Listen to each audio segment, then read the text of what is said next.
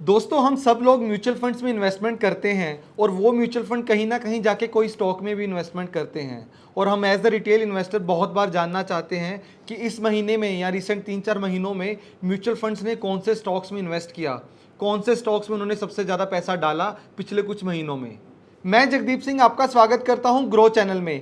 आज हम बात करेंगे 9 ऐसे स्टॉक्स के बारे में जिनमें म्यूचुअल फंड्स ने रिसेंट के कुछ महीनों में बहुत ज़्यादा इन्वेस्टमेंट किया। और ये 9 स्टॉक्स में से 3 स्टॉक होंगे लार्ज कैप कैटेगरी के, 3 होंगे मिड कैप के और 3 होंगे स्मॉल कैप के। स्मॉल कैप को हमने इस बार इसलिए कवर किया क्योंकि हमसे बहुत लोगों ने पूछा कि हम स्मॉल कैप को क्यों नहीं कवर करते। तो आज हम आपको थोड़ा सा स्मॉल कैप स्टॉक्स के बारे में भी बताएंगे। तो दोस्तों सबसे पहले मैं आपको बताऊंगा कि लार्ज कैप कैटेगरी में से वो कौन से 3 स्टॉक है जिसमें म्यूचुअल फंड ने बहुत ज़्यादा बाइंग की। तो लार्ज कैप में अगर मैं बात करूं तो सबसे पहला नाम मेरे दिमाग में आता है वो है रिलायंस इंडस्ट्रीज़। दोस्तों अगर मैं रिलायंस इंडस्ट्रीज़ की बात करूं तो Reliance industries Indian equity market की सबसे बड़ी कंपनी है। और रिलायंस इंडस्ट्रीज़ में अभी तक इन्वेस्टर्स को एक ही डाउट होता था कि रिलायंस इंडस्ट्रीज़ का डेट लेवल बहुत ज़्यादा था, जिसके चलते इस बार की एनुअल जनरल मीटिंग में मुकेश अंबानी ने इस पॉइंट को बहुत अच्छे से एड्रेस किया और उन्होंने बोला कि रिलायंस को वो मार्च 2020 तक एक जीरो डेट कंपनी बनाएंगे, जिसके चलते वो रिलायंस इंडस्ट्रीज़ का कुछ स्टेक सऊदी अरामको को सेल करेंगे और जो वो पैसा आएगा उससे वो डेट की प्री पेमेंट करेंगे।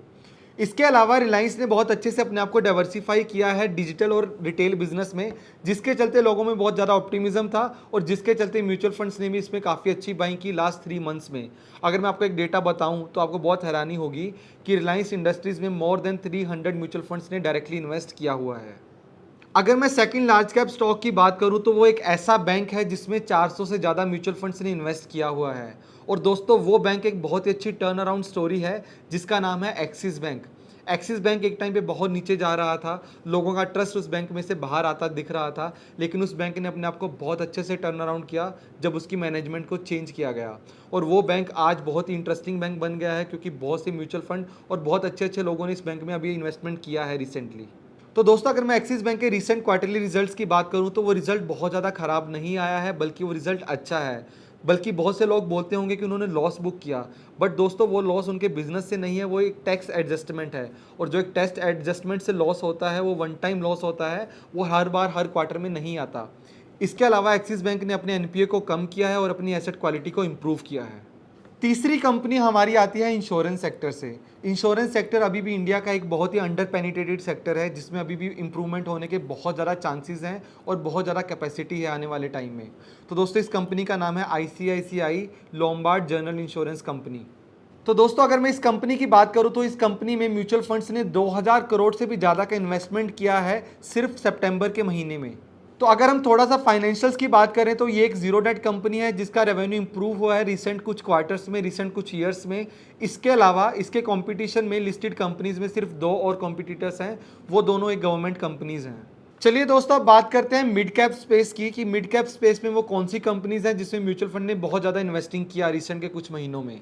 Every dip is a buying opportunity in fundamentally strong stocks, ऐसा बोलते हैं वैल्यू इन्वेस्टर्स। अगर मैं इस स्टॉक की बात करूं तो इसका प्राइस जनवरी 2018 में 650 के भी ऊपर था, लेकिन आज मैं अगर इसके स्टॉक प्राइस की बात करूं तो 350 के आसपास का है।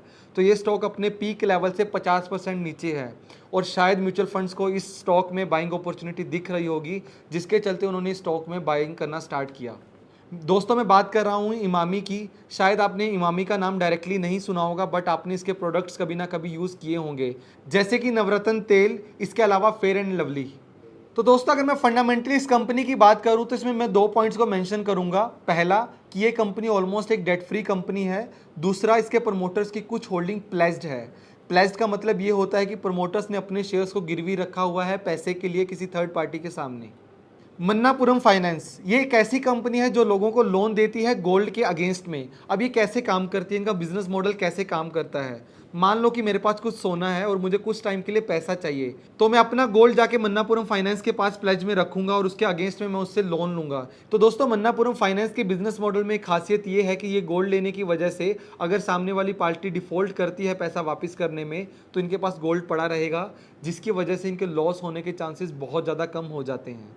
दोस्तों तीसरी कंपनी है 3M इंडिया। ये एक ऐसी कंपनी है जो हॉस्पिटल में यूज होने वाले प्लास्टिक से लेके आपके घर में यूज होने वाले पेंट के रॉ मटेरियल तक को मैन्युफैक्चरिंग करती है। तो दोस्तों अगर मैं उस नंबर की बात करूं कि ये कितने प्रोडक्ट्स को मैन्युफैक्चर करती है तो वो नंबर 60,000 से भी ज़्यादा का है।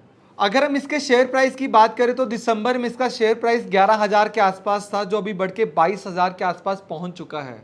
अगर मैं फंडामेंटल्स की बात करूं तो एक डेट फ्री कंपनी है। तो दोस्तों इस कंपनी को मैं आपके लिए छोड़ता हूं कि आप इसको एनालाइज करके देख सकते हैं कि क्या प्रोड्यूस करती है और इसका फंडामेंटल्स कितने स्ट्रांग हैं। चलिए दोस्तों, अब मैं बताता हूं कि स्मॉल कैप इंडस्ट्री में वो तीन ऐसे शेयर्स जिसमें म्यूचुअल फंड ने बहुत ज़्यादा बाइंग की। तो चलिए मैं स्टार्ट करता हूं डीसीबी बैंक से। डीसीबी बैंक एक ऐसा बैंक जिसका मार्केट कैपिटलाइजेशन 5,500 करोड़ से थोड़ा सा ज़्यादा है। डीसीबी बैंक के अगर मैं रेवेन्यू की बात करूं तो 2014 में इसका रेवेन्यू सिर्फ 1100 करोड़ था, जो अभी बढ़ के 3,000 करोड़ से भी ऊपर चला गया है। डीसीबी बैंक ने अभी तक बहुत अच्छा परफॉर्म किया था, लेकिन रिसेंट कुछ क्वार्टर्स में इसका एनपीए थोड़ा बड़ा था, इनका एसेट क्वालिटी थोड़ा नीचे गया था, क्योंकि कॉर्पोरेट लैंडिंग में कुछ अकाउंट्स ने इनके पेमेंट में डिफॉल्ट किया था, जिसकी वजह से इसका शेयर प्राइस नीचे आया था, शायद जिसके चलते म्यूचुअल फंड्स को इसमें एक अपॉर्चुनिटी दिखी, जिसकी वजह से इन्होंने इस शेयर में एंटर किया। हरक्यूलिस के साइकिल तो आपने कभी ना कभी यूज़ किए होंगे अपने बचपन में, या आपने अपने बच्चों के लिए कभी ना कभी खरीदे होंगे। तो मैं जिस कंपनी का नाम लेने जा रहा हूँ, ये कंपनी ये वाले साइकिल बनाती है। इसके अलावा ये ट्यूब्स बनाती है जो ऑटोमोबाइल सेक्टर में यूज़ होती हैं, जो बॉयलर्स में यूज़ होती हैं। इसके अलावा बहुत सारी इंडस्ट्रीज़ में इनकी ट्यूब्स का यूज़ किया जाता है। तो दोस्तों इस कंपनी का नाम है tube investments of India limited. इस कंपनी का मार्केट कैप 8,000 करोड़ से ज़्यादा का है। इसके अलावा इन्होंने डेट का थोड़ा प्री पेमेंट किया है इस क्वार्टर में, जिसके चलते इनका डेट थोड़ा सा कम हुआ है इस साल में। दोस्तों 60 से ज़्यादा म्यूचुअल फंड्स ने इस कंपनी में इन्वेस्टमेंट किया हुआ है। अगर मैं इसके शेयर प्राइस की बात करूं तो इसका शेयर प्राइस अभी ऑल टाइम हाई पे चल रहा है, जिसके चलते भी म्यूचुअल फंड्स ने इसमें कंपनी में इन्वेस्टमेंट किया, तो शायद उनको आने वाले टाइम में कुछ ना कुछ वैल्यू दिख रही होगी इस कंपनी में। चलिए बात करते हैं लास्ट स्मॉल कैप स्टॉक की, जिसमें म्यूचुअल फंड्स ने बहुत ज़्यादा बाइंग की, और उस स्टॉक का नाम है एक्जो नोबल इंडिया।